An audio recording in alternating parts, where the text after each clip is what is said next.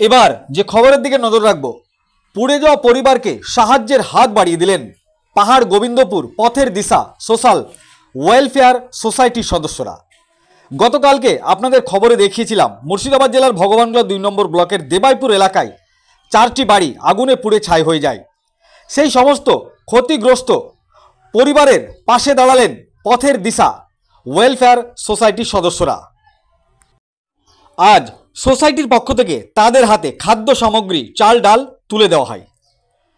উপস্থিত ছিলেন সোসাইটির সম্পাদক জনাব মোহাম্মদ মুস্তাকিম শেখ, এলাকার বিশিষ্ট সমাজসেবী জনাব মোহাম্মদ মুক্তার হাসান, সভাপতি আইনাল হক, সদস্য চঞ্চল সরকার, প্রসেনজিৎ মণ্ডল, এছাড়াও সোসাইটির ছাত্রছাত্রীরা উপস্থিত ছিলেন। কি বলেছেন তিনারা সংবাদ মাধ্যমের সামনে শোনাবো আপনাদের। এই ভিডিওটি যারা দেখছেন চ্যানেলটি লাইক করবেন, শেয়ার করবেন আর সাবস্ক্রাইব করবেন।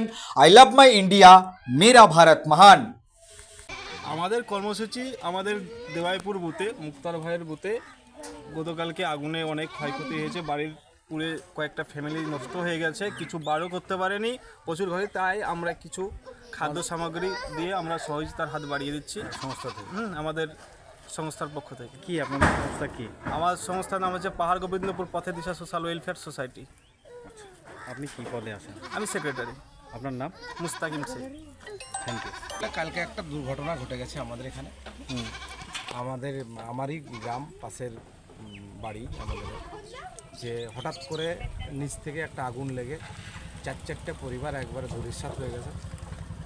সঙ্গে সঙ্গে আমরা কাটতে স্থানীয় লোকজন এসে ছুটে এসে যে যতটা পেরেছে আগুন নিভানোর চেষ্টা করা হয়েছে। নাতে পাশে দেখেন শুধুই খড়ের বাড়ি, আরও হয়তো 10-20টা বাড়ি পড়ে যেতে পারত, সেটা থেকে বাঁচানো হয়েছে। সেটার কৃতিত্ব হচ্ছে আমাদের গ্রামের মানুষ ছুটে এসে করেছে। আমাদের এখান থেকে দমকল অনেক দূর, দমকলে গাড়ি এসেছিলো, কিন্তু আগুন যখন নিয়ন্ত্রণে তখন এসেছিলো দমকলের গাড়ি। কিন্তু লালবাগ থেকে সত্যি আসা কষ্টকর, ওদের দোষ নাই, ওদেরকে ফোন করা মাত্রই ওরা ছুটে এসছে। এসে যতটুকু সম্ভব হয়েছে ওরা করেছে। আমাদের এমএলএ সাহেবও এসেছিলো এখানেই, অন্য একটা কাজে আমরা পথের রাস্তা উদ্বোধনের ক্ষেত্রে ছিলাম, সেখানে ছিল। তো সহযোগিতার হাত সকলেই বাড়িয়েছে, গ্রামের লোক বাড়িয়েছে। আমিও সকালবেলায় ওদেরকে নিয়ে বিডিও অফিস গেছিলাম, বিডিও স্যারের কাছ থেকে যতটুকু সামর্থ্য পাওয়া যায় আমি একজন জনপ্রতিনিধি হিসাবে যতটুকু আমার কর্তব্য সেটুকু করে আসলাম। এবং আগামী দিনে যে সহযোগিতা দরকার, একটা আমাদের এখানে পাহাড় গোবিন্দপুরে একটা সোসাইটি আছে, তার সেক্রেটারি মুস্তাকিম ভাই আমাদের খুব কাছের ছেলে, আমাদেরই পার্টির ছেলে, সেও এসছে তাদের উপর থেকেও কিছু সহযোগিতা করার জন্য। আরও আমাদের রাজনৈতিকভাবেও যারা আছেন প্রত্যেকে আসবেন, একটু একটু করে সহযোগিতা করে তাদের ফ্যামিলিটাকে যদি একটু সচল করা যায়, এইটুকু আমাদের উদ্দেশ্য। আপনার নাম? আমার নাম মোহাম্মদ মুক্তার হাসান, আমি সরলপুর অঞ্চল তৃণমূল কংগ্রেসের সভাপতি। আচ্ছা, এই সরকারি কোনো সাহায্য পেয়েছেন আপনি?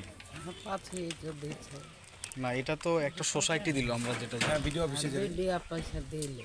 আচ্ছা, আসি। কটা আপনার ক্ষয়ক্ষতি কি হয়েছে আপনার? আমার ক্ষয়ক্ষতি মেলাই হয়েছে। সোনা কিনতেও পানুইনি, টাকা পয়সা বাহির করতে কিছুই পারিনি। সব ছিল, যা ছিল তাই পুড়িয়ে গেছে। আর আমার কাগজপাতি, সব কাগজপাতি, দলিল মলিল, ছেলে পিলার কার্ড কোড কিছু নাই। আচ্ছা, আপনারা কি বাংলা আবাস যোজনার বাড়ি পেয়েছিলেন? না, পাননি? আপনার ছেলেরাও পায়নি? না। কি নাম আপনার? আমার নাম হামিদা। এই গ্রামের নাম কি? দেবাইপুর।